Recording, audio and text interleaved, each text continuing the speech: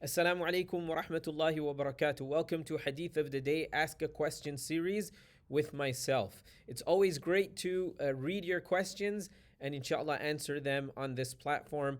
I'm sure everybody is benefiting through this service. So let's read today's question.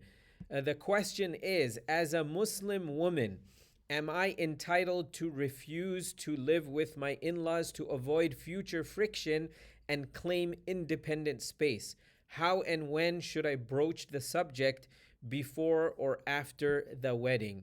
So, a great question, mashallah.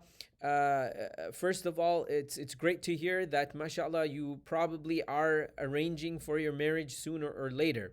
And these are great questions, that were asked. Number one is that we need to understand that when a couple gets married, they need to start to have their independence and start their life together. Many times, for parents and for family members, it's difficult to let go.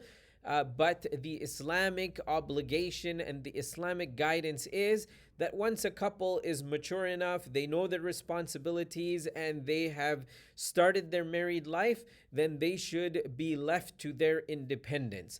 And that being said, the topic or the theme of having a house together or having a rented facility or a space together to start your life is the ideal situation.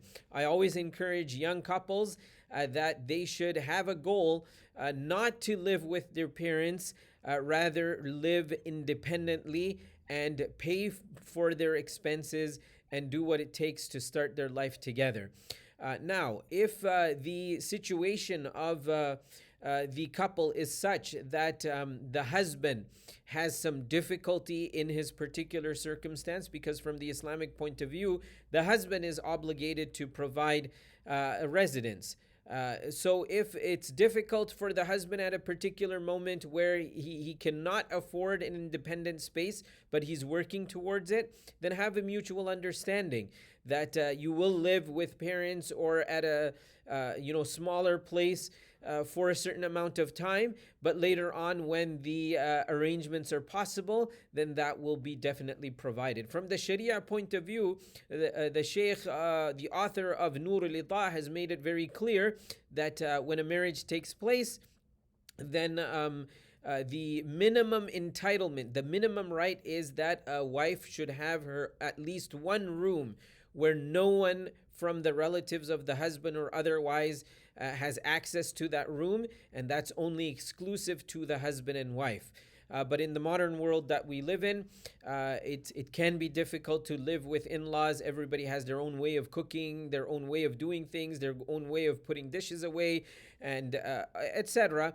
So these can many a times cause conflict. I've been doing marriage therapy, marriage counseling for over 20 years, and I've seen this many a times where in-laws and the relationship between daughter-in-laws or son-in-laws, when they're all living together, it can be difficult. It can be very cumbersome and lead to also consistent argumentation and also difficult circumstances. So the ideal situation is that the husband should make the arrangements for a independent space, even though it may be a smaller space, but it's independent. Now, that being said, this does not mean that we stay away from our parents. Even if we're living independently and have our own spaces, we need to all visit our parents, take care of them, ensure that we are giving them gifts and staying connected with them, and welcoming them to our space, and also visiting them at their residence.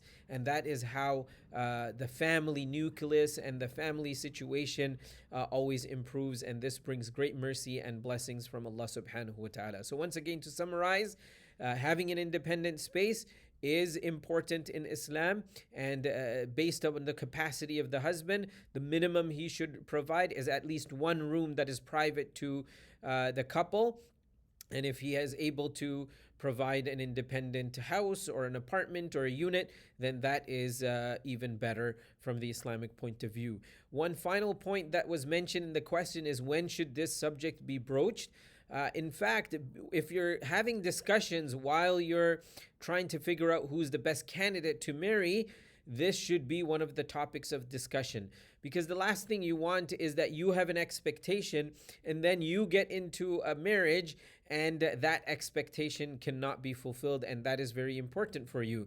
So these kind of matters need to be discussed prior to confirming and agreeing that you're going to get married, and make it very clear that I want my independent space, and is that something that can be provided, is that something that can be facilitated. So these types of discussions must take place prior to the marriage, and made it clear, so that once you're in the marriage, you know what the expectations are. I would also advise, as I always do to couples, that before they get married, take some premarital counseling sessions, and many of these topics are covered in those sessions. So we make dua that Allah subhanahu wa ta'ala facilitate the best of ease for all those who are trying to get married, and may Allah subhanahu wa ta'ala grant you all the best of happiness. Once again, another question answered here on Hadith of the Day, Ask a Question series with myself, Yusuf Badat. I'll see you in one of the coming sessions. Jazakumullahu khairan. Assalamu alaikum wa rahmatullahi wa barakatuh.